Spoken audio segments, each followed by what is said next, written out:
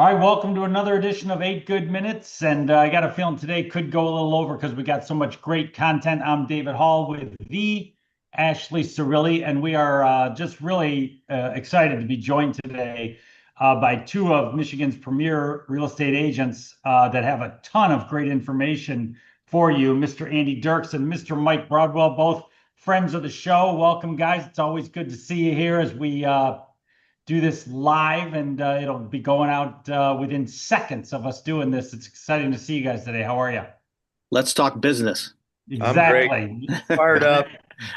Sell some real estate, help some people. Let's go. That's Mhm. it.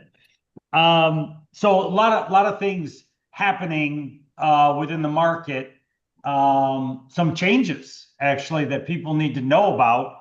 And we'll get into seasonal changes in a minute because that's really important. I know Andy's got a great take on that. But Mike, I know you have some data that is sort of breaking news data to bring to our audience about sort of a shift in what we've been seeing with inventory and pricing. Yeah, I just wanted to show the market stats really quick and where we are with inventory. Yeah. So that should share. Do you guys see that? Yeah, there we go. So this is the inventory chart going back to 2022, and you can see we are at a 3-year high in inventory in the state of Michigan right now. So yeah, it is definitely becoming a buyer's market in Michigan. We kind of lag behind. You've heard this about other states, throughout summer, and it's definitely caught up to us. So, when people ask me, you guys are the experts, but inventory has been what I'll call low for a sustained period of time. And now I wouldn't say inventory is necessarily high, but it's improving. Like tell me your take on that.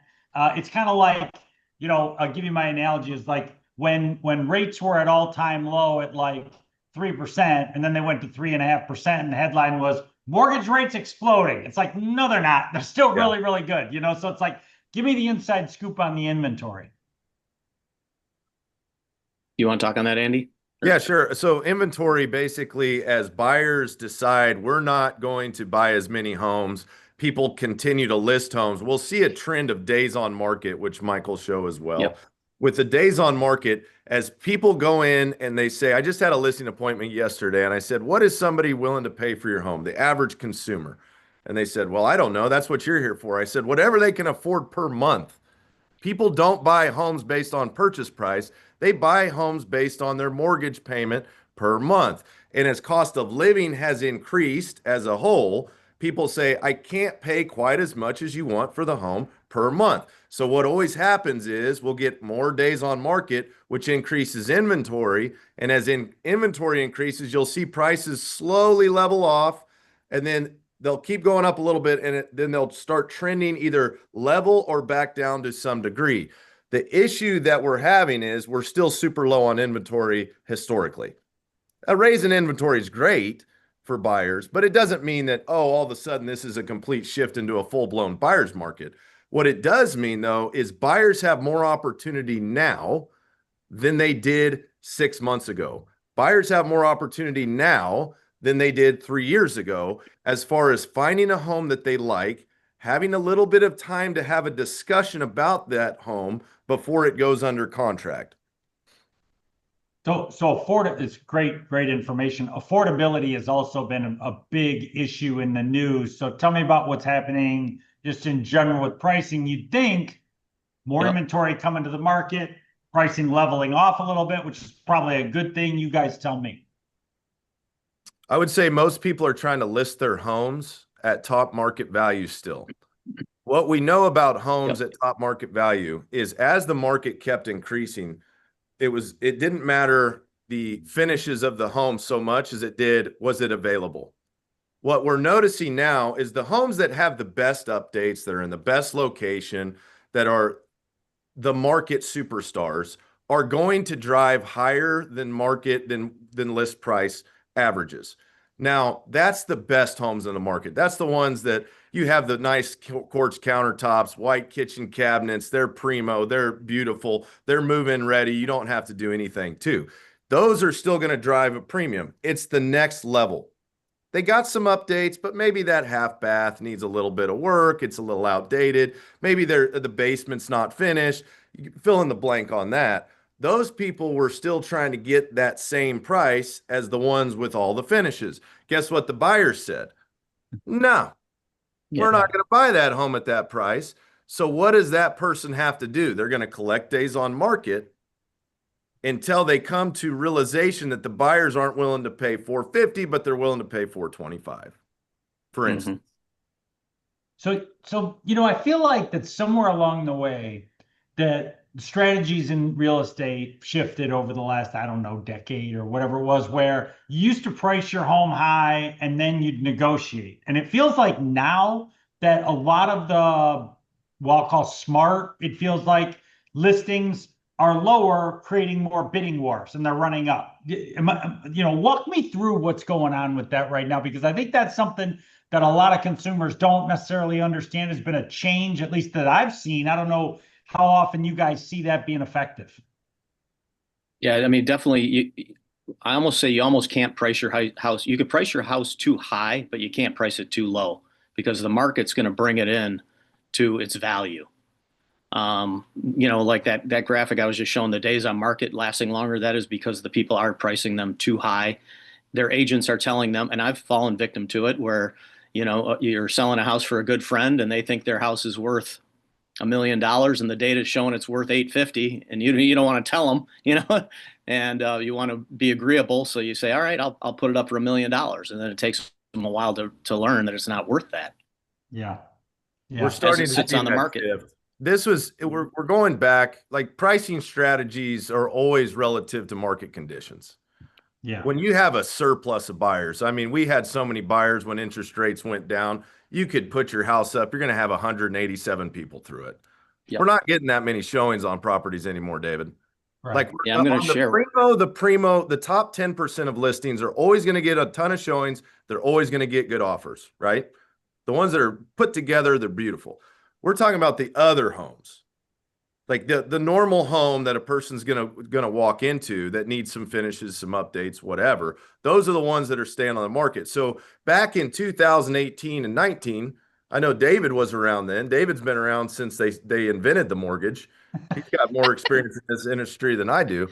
But back then, we used to price properties according to what we thought they would go for that day. We didn't price them low. We didn't price them high. If you priced them high, you're just wasting your time. It was a 6-month moving average in 2017. So what we would do is we'd go in and I would not take listings back then when they wanted to overprice them. Because even when they wanted to do price reductions, they were so grossly high. I walked away from a listing. They wanted 750 back then. I'm like, your house is worth 600. They listed it. It went expired. They get blown up by expired agents saying, hey, we'll sell your home. Long story short, they were on the market for about 2 years and they finally sell the thing. I think I looked a couple of years later, they finally sold it for 550. So that's the way it used to be. In today's market, you get enough traffic, within the first 30 days on an average price listing in the metro. And I'm talking, in that 400 plus or minus range. That's kind of that average sell price. 30 days on the market, if you don't have a buyer in that home and a signed contract, you're probably overpriced or your real estate agent sucks at marketing. One of the two. Yeah, I'll show you guys. Yeah. I'll show you guys one more chart, and this one is the percent to list price. And you can see back here in 2022, 2023, it was over 100% people were getting.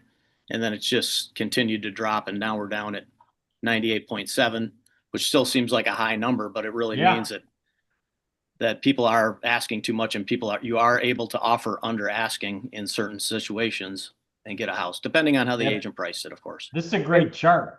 I love it as a buyer's agent when a listing agent or the seller, it's not always the listing agent that priced it there, right? The sellers a lot of times are like, this is what I want. And you're going to list it there if it's not grossly overpriced until they'll do a price reduction. But I love it when I know it's overpriced, it comes on the market. I tell my buyer, hey, look, give it a couple weeks, give it a month, because at some point that seller's got a plan. People don't just put their property on the market just for fun, right? It takes a lot of work to prep them and get them going. Or maybe they're moving to Florida. Maybe they got a divorce. Who knows why they're moving? But at some point, that seller is going to have to come to reality and come to terms and say, we need to get to our next destination. We need that money in our pocket for a reason, right? And so 2 weeks goes by, that listing setting there. 3 weeks goes by. I got a buyer, maybe they're contingent on the sale of their home, which we have seen. We saw none of those for 5 years. I think I did like 2 in 5 years. We've had like 7 in the last 3 months go under We got contract. one accepted this weekend, and part of the contingency in order to get it accepted was that our people that were the buyer would drop the price on their listing, and they Boom. agreed to it. So there you have it. There's way more negotiation for the buyers right now than there was. Way more friendly for buyers. Look at for those properties that were overpriced that have been on the market for 15 to 45, 60 days. It doesn't mean there's something wrong with the home. We usually have to walk buyers through. They're like, well, it's been on the market for more than a day and it hasn't sold. What's wrong with it? It's like, it's nothing. It's just overpriced potentially. Right? So then you get them through that home. You can negotiate with that seller when the seller's ready to make a move. Sometimes it takes 2 weeks. Sellers get antsy. Sellers don't like sitting on their listing. They're trying to make moves. They're trying to get somewhere. Like, let them be mad at the listing agent for not getting them top dollar when they were overpriced in their head anyway. But be happy you can get into a deal. So those people that have been kind of like struggling to get into homes over the last 3 years and have been frustrated with the market, we're about to go into a perfect season because one, we know this trend, more homes on the market. 2, in Michigan, we have seasonal changes, fall, winter. Most people think, oh, I'll just list my house in the spring and fight against all the other competition. But as a buyer, I'm looking for opportunity. If I'm a value buyer, a value-based buyer, I want the most bang for my buck. I'm trying to buy homes in November, December, January, and February. Those months right there, because if somebody's got their house listed in January, they want to move. There's a reason they got it on the market when the snow's flying and the moving trucks are stuck in the driveway, right? But if I'm looking as a buyer for value, I want motivated sellers and I want less buyers to compete with. A lot of buyers pull out of the market now, and I'm like, what are you doing? This is a terrible time this is when you want to put all your chips on the table and go all in. This is like the Warren Buffett style of buying homes and investing, value-based, right? Yeah. Yeah, totally. Good stuff. And actually, we see the same thing at Hall Financial with our pre-approved clients. People come in, they get pre-approved, boom, they find a house, away they go. And then we have people that go 90, 180 days, and we keep like kind of redoing their pre-approval because they're not finding anything or they're out thinking it or whatever. And we're figuring out how to get those folks into house this winter as well, to Andy's exact point. I mean, I guess, Ashley, if I were to say to you, like, I don't know, it feels to me like, we have half of our pre-approvals that have been, looking for the last 12 months and they haven't found anything yet. Yeah, and I think a couple things that are going to play into what both of you have said, Andy and Michael, is that some are in a price point that is maybe on the lower end where a lot of those are maybe being captured by cash buyers. So they're finding it really competitive to either find something that is within their budget and, the type of work that they are equipped for to be able to do on it. So you've got that scenario, or you've got someone who's looking for something really specific to come up on the market. And that, they're picky, waiting, knowing that they aren't necessarily in a hurry to change their current situation and just kind of waiting for that, what in their mind is that perfect one to come along and to go on the market. So that will be exciting come, the colder months, for some of these people who are, actively looking but not finding what they're hoping for to be able to get in and make some moves. Yeah. So like our agents at Real Michigan Life on our team, real estate is a skill profession. This is not, you can just put anybody out on the streets and go sell real estate. You got to develop skill sets. You got to have the right temperament and the right personality, especially on the buyer side. It's a little different. It's more of a relationship with that buyer. But if you can't get the trust of your buyer, you can't advise them. Like, that's bottom line. So a lot of agents get frustrated with these type of buyers, and lenders get frustrated with those picky buyers or the buyers who can't get under contract. Well, the agent needs to have enough gumption to be a pro and get them to understand what's actually happening and what's in their best interest, and be able to present it in a way that that gets them on board, right? Yeah. Because the buyer's got to be the one that makes the decision, not Yeah. the agent, not anything. So we have to be able to advise them correctly. And this is why AI will never take any of our jobs, Yeah. which I'm super Yeah. happy about. There's way too much skill involved. Well, And getting it an actually offer accepted is still a What- skill. It's still hard. Getting an offer accepted is still a skill. 100%. So, whether you're negotiating a price down because it was priced too high, that on a buyer's agent side, that's a skill. Or when you're in a situation where they priced it right and there's people fighting over it and you're going up against 3 or 4 other offers and you winning it is, Oh, yeah. Or the skill, Mike, that you've had to use on me before, where you got to get me to raise my offer to see the value. Like I'm not paying that. And you're like, yeah, you should. It's like, and you walk me through all the reasons. I mean, to your point, knowing when to make the move and when not to make the move is where the real estate agent really comes in as the expert. Because as a consumer, if I'm buying something and I'm spending a lot of money on it, I need to trust that my guy or my gal, my real estate agent, is giving me really good advice, because I'm like, I'm not sure. You know what I mean? And you guys know better than anybody. That's right. That's why it takes a team. You got to have your mortgage people on lock, your real estate agent. Like, everybody comes together. And if everybody's a pro, people get amazing results. We know that. The general public, though, they don't want to believe it, but that's fine. We love the general public. I wouldn't trust Andy as far as I could throw him until I got to know him, right? Why should they?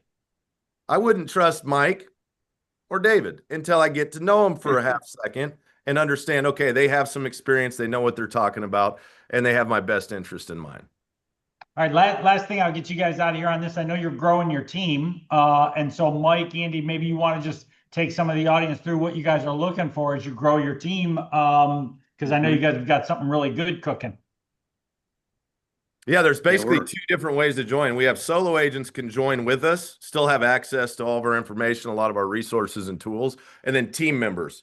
Like team members, you get leads, you get a little more hands-on treatment. Brand new agents, you still need to have some kind of gumption about you. Like, what people, a lot of times, they get into this business and they think to themselves, well, this is easy money. I just want to come in and I want to sell some homes. You have to understand, do I want this to be a career? We're looking for people who want to make real estate their career for the next 5, 10, 15, 20 years. If they have that perspective, we've seen exponential growth. We've had people come in here and within 2 years, they're better than agents that have been in the industry for 20, because we get people into activity like nobody else that I'm aware of currently in our market, in our area. These people are out actually doing things that real estate agents do. They're not just sitting behind a phone all day trying to make a cold call. They're actually on appointments. They're getting experience, which helps when you communicate to people what your value is, how you can help them through, solve problems, all those things that matter. Get them into activity. That's what we're really good at. Yep. We like to get them out there in front of people day one. Yeah. Yes. And if you can't talk to a human being, this ain't the right industry. Yeah. You got to be good at that. What's the best way to send the information, you guys, if people are interested in joining your team? Text Mike. Yep. Text me. Mike, give him your phone number. 248-219-5161. That's it. 51. Do you have that memorized, or was that in front of you? No, I got it on the top of my head, man. I've known Mike Broadwell for 30 years. Yeah, you have. On the same phone number. Yeah. Don't change your phone number if you're a real estate agent. Keep the same one. No. One thing I want to do before we wrap, and I think this is how we've ended the last few, and I think it's really powerful, is and you talked about it more in depth as we've gone today, but give us like a quick, maybe 20-30-second synopsis if you are considering selling your home and if you're a buyer, about what you should be doing over the coming months to find the most success. I'll do the sell, you do the buy. How's that sound, Mike? Cool. If you're considering selling your home, we need to know why. People don't just traditionally just sell their home for no reason. And the more information you can give a real estate agent as to what's the goal that you're trying to accomplish, that's what we need to know. So then we can use our expertise to cater a plan to fit you. If you say, well, I want to move to Florida. Awesome. When do you want to move to Florida? Right? What's the goal? If we don't have a goal, to accomplish, it's really hard to set up a game plan to get you to that goal. And if you want to maximize value, make sure you interview legit real estate agents. Like, don't just use Aunt Kathy because she's been in the business for 30 years. Interview a few agents, make sure that you get to know them, see who you vibe with, see who you trust, and a person that's going to be adequate for your biggest asset. Interview real estate agents. You can do more than one. You can have 3, you can interview 4. It costs you nothing to have a real estate agent over to your house, but an opportunity for 3 or 4 agents, you'll see who the best one is. Thanks, Andy. Yeah, when it comes to buying, you want to look for an agent who's not trying to sell you on anything. They're not there to sell you on properties. They're there to help you through the process. So, and you want to tell your agent, you want to, they need to know what you're trying to get away from and what you're trying to get to, because everyone's moving because they have some kind of pain, right? Their house is too small, they had another child, or their house is too big, it's too much to take care of, and they want to downsize. Or they want to move to something simpler like a condo. So what that pain is that they're trying to get away from, and what they're trying to get to is what we need to know to help guide you to the right place. Yeah, it's really well said. Agreed, 100%. Guys, really appreciate you coming on with us today. Always exciting to talk to 2 of the best in the business, and we'll see you next time on 8 Good Minutes. Thanks for having us. Yeah.